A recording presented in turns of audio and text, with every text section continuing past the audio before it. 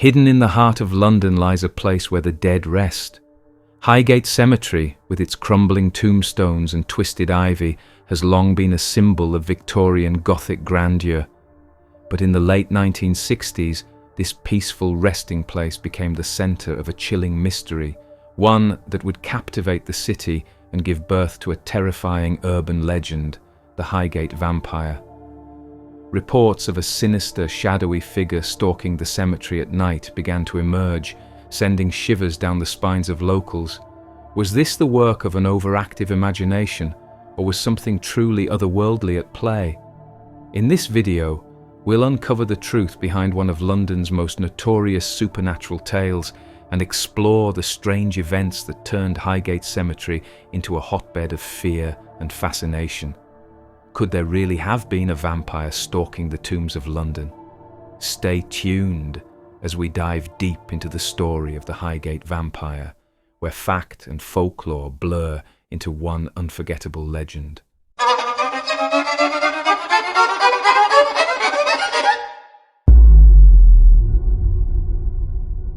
Before we continue, if you enjoy stories like these, please like the video and subscribe to the channel. We are new here on YouTube, but we have plenty of tales to explore. Thank you. To understand the legend of the Highgate Vampire, we first need to step back into the shadows of Highgate Cemetery itself. Opened in 1839, this sprawling necropolis quickly became one of London's most fashionable burial grounds, a final resting place for the wealthy and powerful.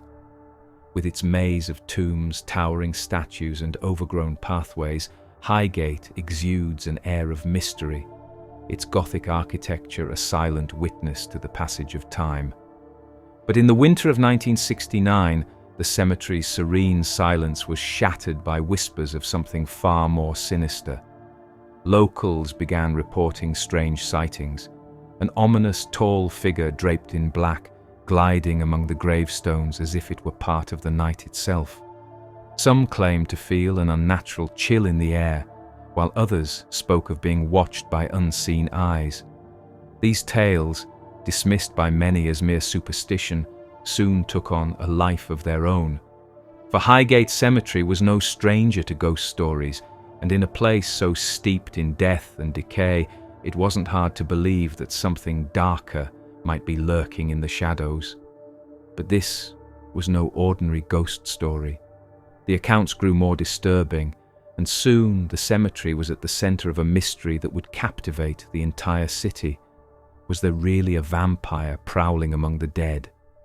As the stories of the Highgate Vampire began to spread, two men emerged from the shadows, each determined to uncover, or perhaps exploit, the truth behind the legend.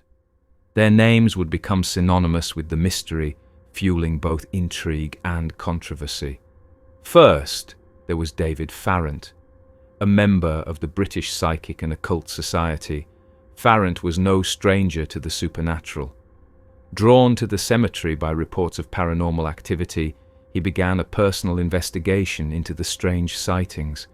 Farrant, with his quiet demeanour and methodical approach, sought to uncover whether these stories were simply local folklore or something more.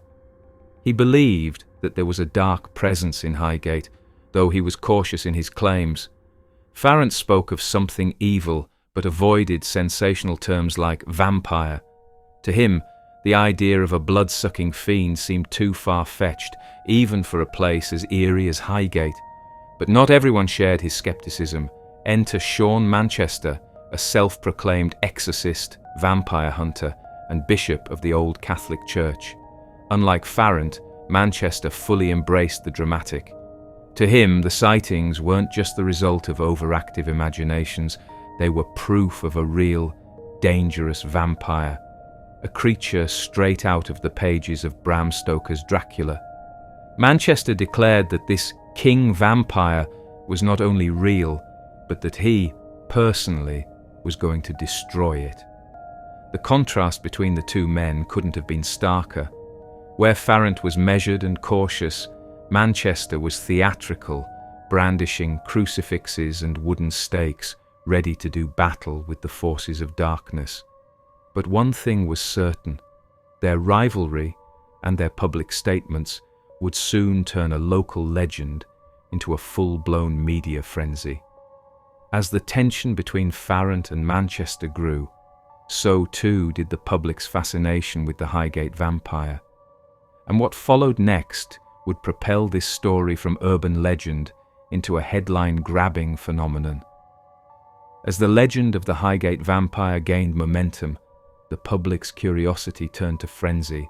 But it wasn't just whispers in the dark anymore. Thanks to the media, this urban legend was about to explode. The turning point came in February 1970, when Sean Manchester made a bold claim on live television. Brandishing a crucifix and a homemade wooden stake, Manchester declared that he knew the location of the vampire's tomb within Highgate Cemetery. He vowed to enter the cemetery and destroy the creature once and for all. This dramatic proclamation set off a chain reaction that no one could have anticipated. The very next night, hundreds of people armed with everything from wooden stakes to shovels descended on Highgate Cemetery. They came from all over London, driven by a mix of fear, curiosity, and a desire to witness, or perhaps even take part in, the hunt for the legendary vampire. The scene was chaotic, with crowds pushing through police barriers, determined to get inside. As the mob surged through the cemetery gates, the tension was palpable. Some claimed to have seen something moving in the darkness, a shadowy figure, a glimpse of something that sent chills down their spines.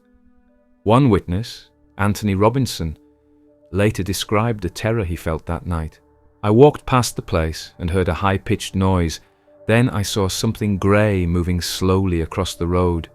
It terrified me.